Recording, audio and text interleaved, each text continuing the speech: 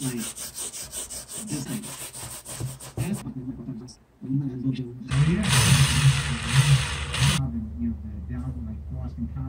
do a lot of sanding to get a glossy finish this week on Learning Curve.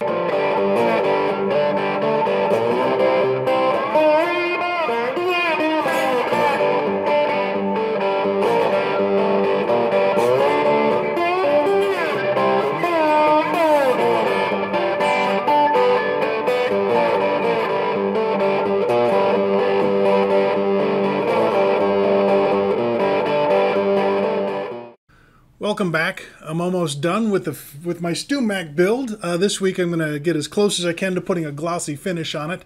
I am almost positive there's going to be an episode where we figure out how to get all the dings and scratches and dents out of my new finish that I put in it while doing the rest of the work on the guitar, but that will be for the future.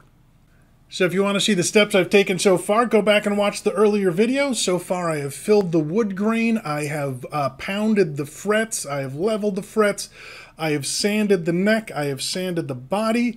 So far on the body I've sprayed liquid vinyl, clear lacquer, blonde lacquer. On the neck we've applied a whole bunch of layers of clear lacquer. Then we sanded down the lacquer to a smooth finish and removed the lacquer from the frets. We've also installed the tuning pegs. So now it's time to polish the body. So this video is a lot of shots of me sanding. I'm sorry, it's just a very straightforward process. I did do a lot of homework on this though.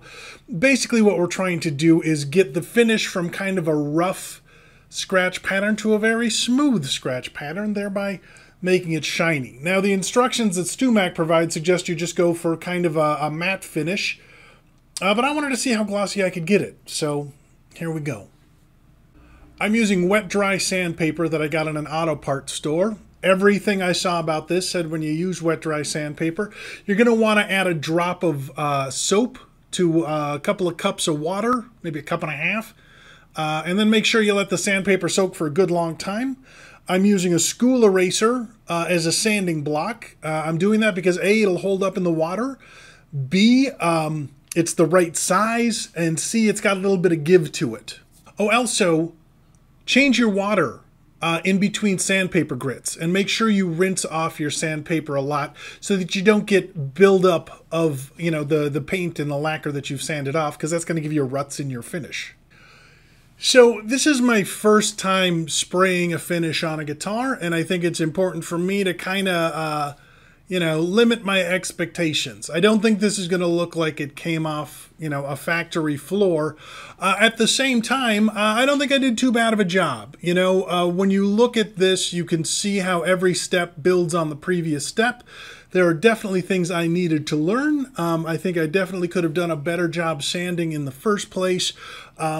And you can see some of the flaws in my technique, but you can also look at it as my finish has character.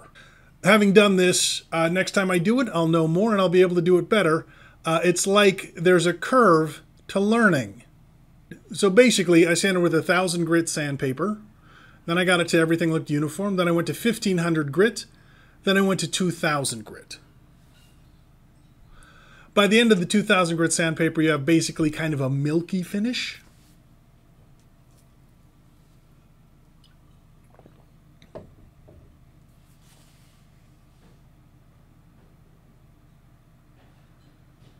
Once I finished with the wet dry sand, I switched to StewMac's finishing polish. I went with fine grit and swirl remover. It's recommended that you apply the polish to the rag, not the guitar.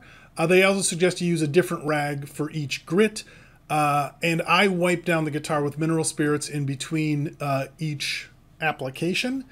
And so these are the results I got, and I am pretty happy with them.